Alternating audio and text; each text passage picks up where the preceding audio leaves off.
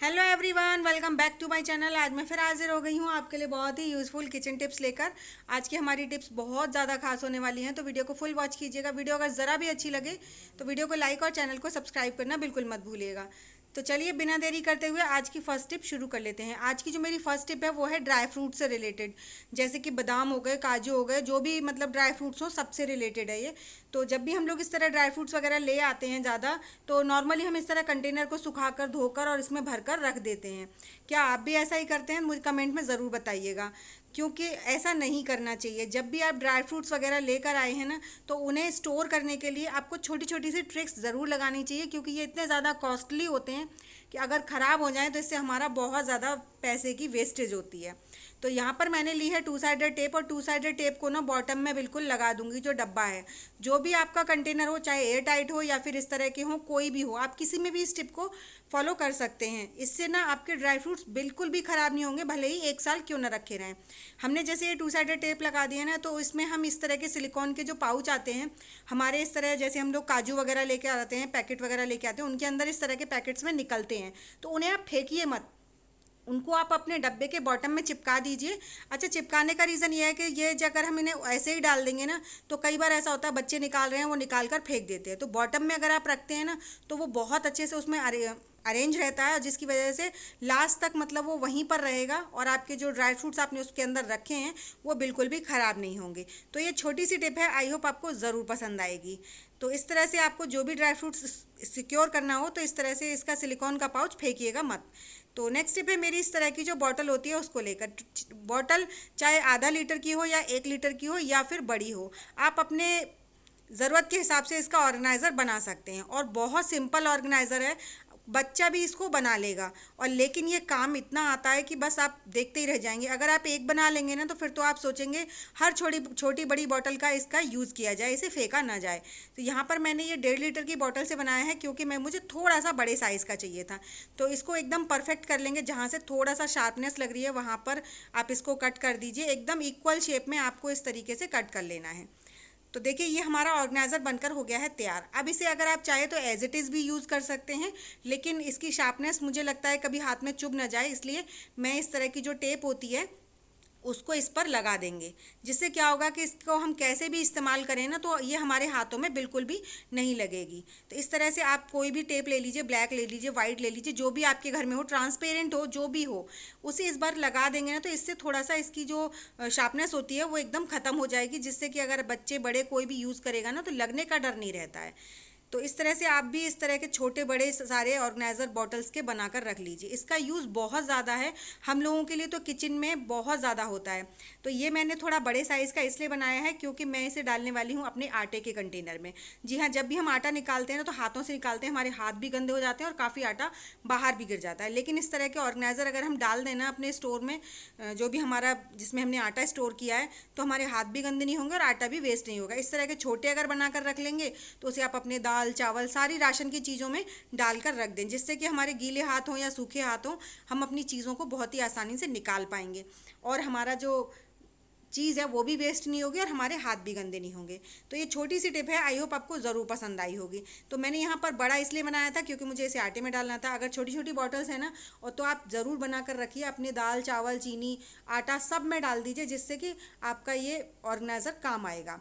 I hope आपको ये trick भी पसंद आई होगी। चलिए बढ़ते हैं नेक्स्ट टिप की तरफ। नेक्स्ट टिप है मेरी, इस तरह के जो बेकार चार्जर होते हैं ना, उन्हें हम बेकार समझ के जब फेंक देते हैं, तो इन्हें बिल्कुल मत फेंकिए। तो इस तरह के मेरे ये 2 चार्जर ख़राब हो गए थे, तो सोचा इनका एक ऑर्गेनाइज़र बना लिया जाए, चाहे फिर वो हमारे लिए हो या फिर हमारे बच्चों के लिए हो। यहाँ पर मैंने एक टीन का ढक्कन ले लिया है। इस तरह के जो बॉक्सेस होते हैं उनके, अगर टीन का नहीं है तो आप प्लास्टिक का ले लीजिए, या फिर कोई आपके पास एक्स्ट्रा ट्रे हो या फिर कोई प्लेट हो वो ले सकते हैं। उस पर आप टू साइडेड टेप के थोड़े बड़े बड़े टुकड़े लगा दीजिए, कुछ इस तरह से जैसे मैं लगा रही हूँ। और इनके ऊपर जो टेप लगी कागज़ लगा हुआ है उसे भी हटा दीजिए, और इनके ऊपर जो हमने टेप लगाई है, ये जो हमारे चार्जर हैं जो बेकार हो गए हैं, इनको चिपका दीजिए। अब ये हमारा बहुत प्यारा सा ऑर्गेनाइज़र बन गया है। इसे आप चाहे अपने किचन में यूज़ कीजिए, चाहे अपने बच्चों के लिए यूज़ कीजिए। जैसे बच्चे हमारे देखते रहते हैं ना, आपने देखा होगा बहुत टाइम तक फ़ोन देखते रहते हैं हाथों में पकड़कर, जिससे हाथों में भी दर्द होता है, या फिर हमें भी काम करते करते फ़ोन देखने का मन होता है। तो इस तरह से अगर आप इसे रख देंगे ना, तो ये एकदम बढ़िया तरीके से ऑर्गेनाइज रहेगा, और आपको देखने में भी परेशानी नहीं होगी, और आपका जो फ़ोन है वो भी गिरने का डर नहीं रहेगा। तो आई होप छोटी सी टिप थी, आपको ज़रूर पसंद आई होगी। चलिए बढ़ते हैं नेक्स्ट टिप की तरफ। नेक्स्ट टिप है मेरी इस तरह की क्लॉथ पिन को लेकर। क्लॉथ पिन हम सबके घर में होती हैं, तो चलिए इससे भी एक बढ़िया सा ऑर्गेनाइज़र बना लेते हैं। तो यहाँ पर मैंने क्लॉथ पिन लिया, उस पर 2 रबड़ लगा लेंगे दोनों साइड से। मैंने थोड़ा डिफरेंट कलर की रबड़ लगाएंगे ताकि आपको दिखाई दे। अगर आप अपने घर के लिए बना रहे हैं तो सेम कलर की लगा लीजिएगा जिस कलर की आपकी पिन है। उसके बाद आप ले लीजिए 2 चम्मच, और 2 चम्मच को कुछ इस तरीके से आपको इसमें फंसा देना है रबड़ में, जो हमने रबड़ लगाई है ना उसी में।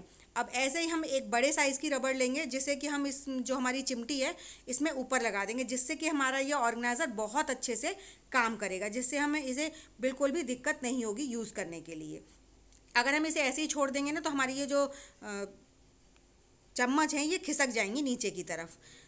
तो यहाँ पर भी एक रबड़ लगा देंगे ऊपर अच्छे से टाइट करके, ताकि ये हमारा ऑर्गेनाइज़र बढ़िया तरीके से काम करे।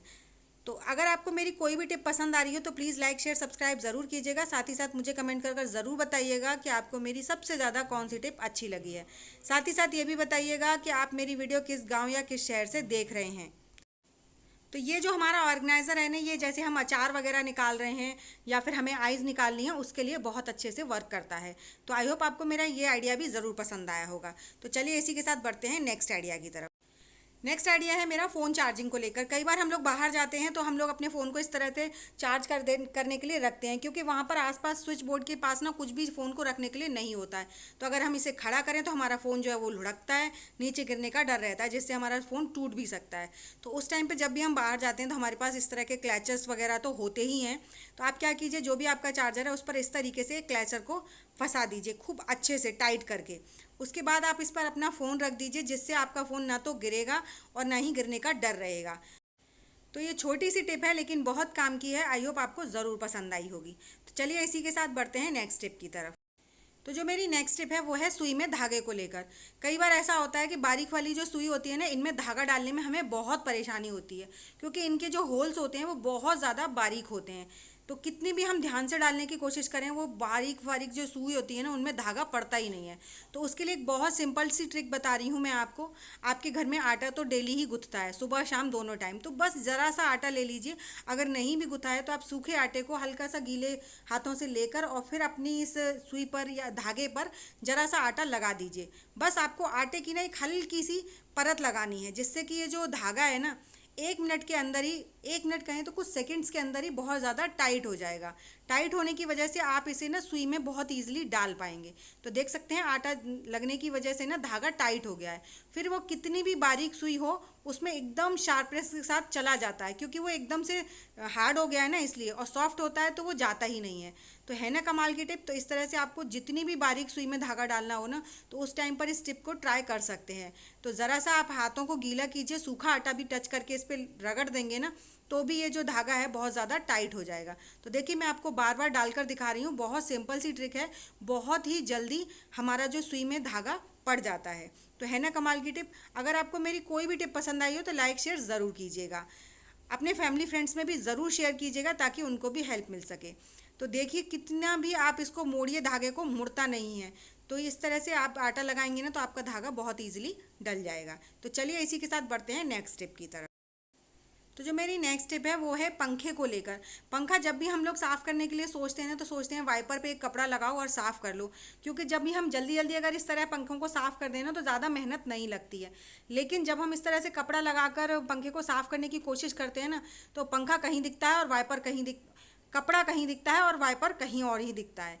तो उसके लिए मैं आपको बहुत सिंपल सी ट्रिक बता रही हूँ। आप ना कपड़े को पिन की मदद से अपने वाइपर में अच्छी तरह से टक कर लीजिए, और उसके बाद जब आप पंखा साफ़ करेंगे ना तो पंखा भी आपका साफ़ हो जाएगा, और इस तरह से ना आपको कोई ज़्यादा मेहनत भी नहीं करनी पड़ेगी। तो जब भी आपके पंखे हल्के फुल्के गंदे हो ना, तो संडे टू संडे इस तरह से आप वाइपर से ही अपने पंखों को क्लीन कर सकते हैं। मेरा पंखा बिल्कुल भी गंदा नहीं है, मैं आपको अभी पास से दिखाऊंगी कपड़े को, और इस तरह से ना पंखा बहुत ईजिली क्लीन भी हो जाता है। अच्छा, इससे सिर्फ पंखे ही नहीं, आप अपनी दीवारें भी बहुत अच्छे से साफ़ कर सकते हैं। आपकी कबर्ड वगैरह हैं जो ऊँची ऊँची हैं, तो आप अपने वाइपर पर कोई भी कपड़ा लगा लीजिए अच्छे से चिमटी की मदद से कॉटन का, और उसके बाद फिर आप अपने वाइपर से पंखों को साफ़ करें या फिर दीवार को साफ़ करें, अलमारी को साफ़ करें, तो बहुत ईजिली क्लीन हो जाते हैं। तो ये छोटी सी टिप है लेकिन बहुत काम की है। आई होप आपको ये भी ज़रूर पसंद आएगी। तो जो मेरी नेक्स्ट टिप है वो है झाड़ू को लेकर। बरसात के टाइम में ना हमारी झाड़ू बहुत ज़्यादा सील जाती है, और जब भी हम झाड़ू को लगाते हैं ना तो वो कचड़े को अपने साथ ही इकट्ठा करके ले आती है। जैसे कि स्पेशली बालों को तो इतना ज़्यादा पकड़ लेती है, हम कितना भी आगे की तरफ करें वो बाल जो है ना वो हटते ही नहीं है झाड़ू में से। तो आपको क्या करना है, जब भी आप झाड़ू लगा रहे हैं तो अपने बालों को हटाने के लिए जब भी पूरी झाड़ू हो जाए तो आप सिंपल सी ट्रिक कीजिए, जिससे कि आपको झाड़ू में से ना बाल हटा देने चाहिए। क्योंकि जब झाड़ू गीली हो जाती है तो इस तरह बालों को पकड़ती भी ज़्यादा है, और बरसात के टाइम में बाल टूटते भी ज़्यादा हैं।